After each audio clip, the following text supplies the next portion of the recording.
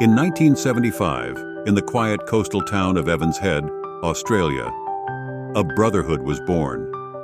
What started as a handful of friends became a global movement, bound by the open road and the love of the ride.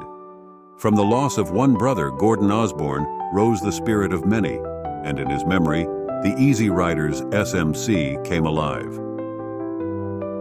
For nearly 50 years, we've crossed continents, weathered every storm, and carried our legacy to every corner of the world.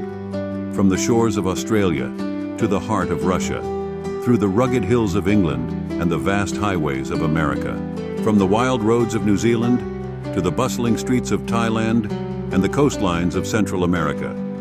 France, Spain, and Asia have heard the roar of our engines. We are a global family, united under the red and black.